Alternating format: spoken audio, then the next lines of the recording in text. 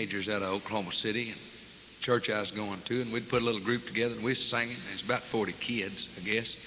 We was going around different places singing, wherever we'd get invited. Come summertime, come time for us to take a trip. And we decided we'd go to the Appalachian Mountains and sing back there in some of the poverty areas back there in Kentucky and Virginia, Tennessee. But it's a couple of thousand miles back there, so we had to charter us a bus. We chartered a bus from the Oklahoma Transportation Company. It's a major bus line. And anyway, when you hire one of them big old buses, you know, you have to hire one of them drivers to go along with it.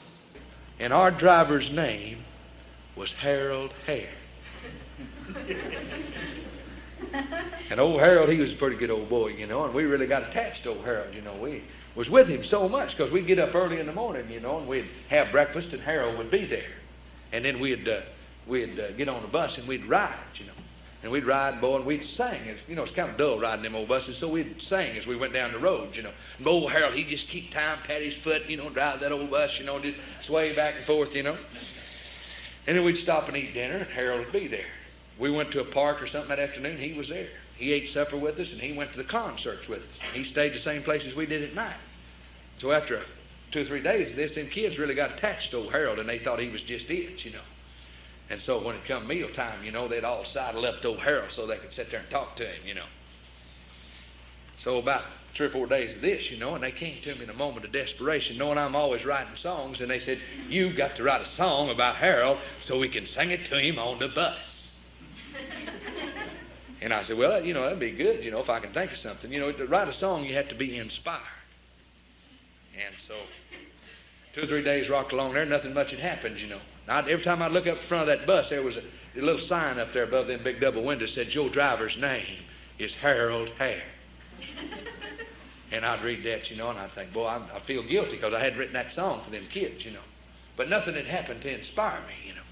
Well, all this is about to change because about that time we came to a place in the Appalachian Mountain Range known as the Cumberland Gap. Now, the Cumberland Gap is a low place in that mountain range, and it's where our forefathers came west. When they settled Oklahoma and Arkansas and Missouri and Tennessee and all them states, they came through the Cumberland Gap.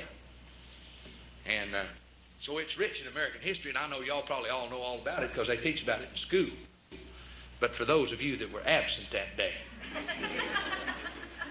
you see, it was originally discovered by a buffalo who was grazing both sides of the mountain, and then an Indian snuck up on him, and he learned how to come through that mountain pass, you know.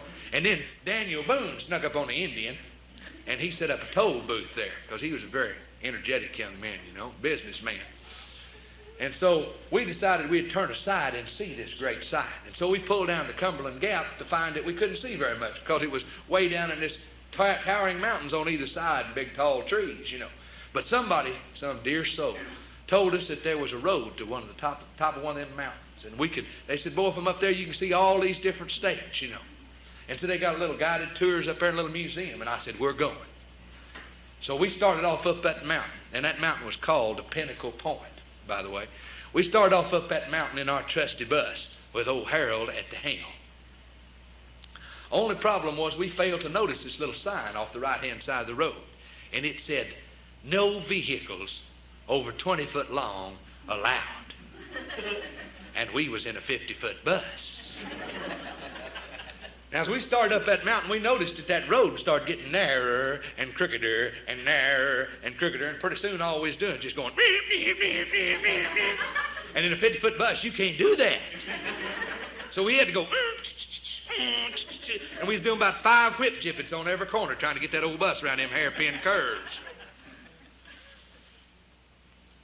Now, the kids thought that was great, you know. They was really digging on that, you know, and they was standing up in the window going, "Woo, look at that, ha, ha, woo, the bus is rocking, ha, ha, yeah, cars look like ants down there, don't they?" You know, but by this time, the grown-ups had already went into cardiac arrest. Now, we seen we was in trouble, but there wasn't no place to turn around. And old Harold, we said, "Harold, what we gonna do?" He said, "I ain't backing it down." So there we was, brothers. We had a problem. See, we had to go to the top of that mountain just so we could get enough room to turn around and come back to the bottom again. So finally, with a few trips to the ladies' room, we arrived at the top of that mountain. And they greeted us with, "Oh my God, you're not supposed to be up here." And we said, "Amen."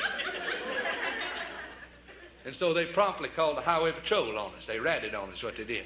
They called the highway patrol and the forest rangers, you know, because this is in kind of a national park there. And they didn't call them to give us a ticket. They called them to help the dummies back down. And so while we were waiting on our escort to arrive, they finally let us out of the bus, is what happened, you know. And so we got to scatter and look over the top of this mountain. And we went on this little guided tour, and they told us all about the Cumberland Gap and how it was a strategic spot during the Civil War, and that Daniel Boone's, one of his sons, was buried down in the Cumberland Gap. And let's see, we went through the little museum there and seen all these different states on the top of this mountain, man. The clouds were right up on top of this mountain, you know. In fact, the top of that mountain was in 3 states, Kentucky, Virginia, and Tennessee. They all wanted a mountain, or none of them wanted it. I don't know what it was, but they split it up on top. And then they even had some grave markers up on top of that mountain. Probably people who had died from nosebleed on the trip, I imagine. But anyway, we got ready, and our escort arrived, and we started our descent back down the mountain. One of them going before the bus, and one of them went behind the bus to signal for us and help us get back around them old hairpin curves and whatever. And so we got on our bus, and we twisted and we turned, and she moaned and she groaned, and we finally arrived at the bottom of that mountain. And when we did, I was inspired. And so I wrote this little tune, and there's a couple of things you'll have to understand about this song. It was written while we was deep in the Appalachian Mountains, and that's hillbilly country. And so this is kind of a hillbilly song. Second of all, this song was originally intended for 40 kids to sing on a bus. So if y'all play like I'm 40 kids, I'll play like y'all are a bus, all right? And thirdly, this is called the Ballad of Harold Hare.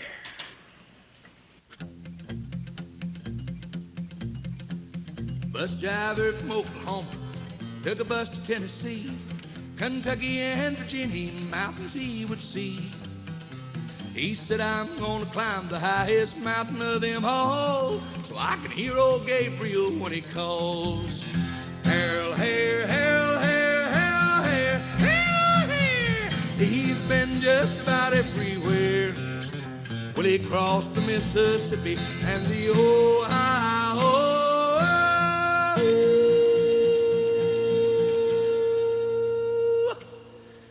And he took that bus where mountain goats won't go. As he pulled up to the mountain, you could barely see the top. But old Harold was a trooper, and we knew he wouldn't stop. A huffing and a puffing, I could almost hear him say, I'm gonna drive this bus to heaven some fine day. Harold Hare, Harold Hare, Harold Hare. He's been just about everywhere. Well, he crossed the Mississippi and the Ohio.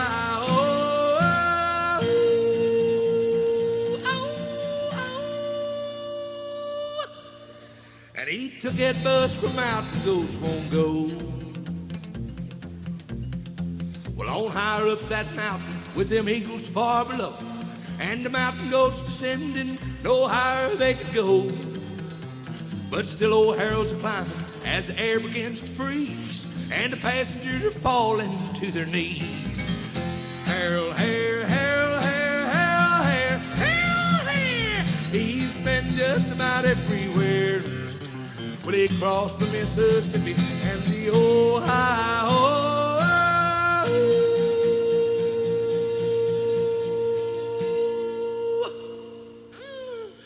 And he took that bus where mountain goats won't go.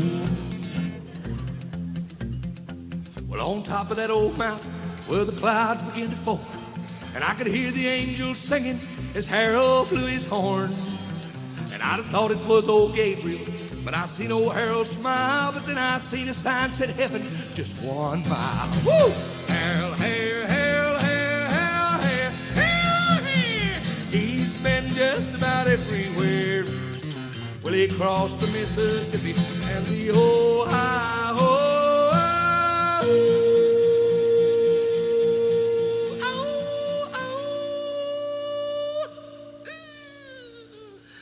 Someday he'll drive that bus to heaven, I just know. Someday he'll drive that bus to heaven, I just know.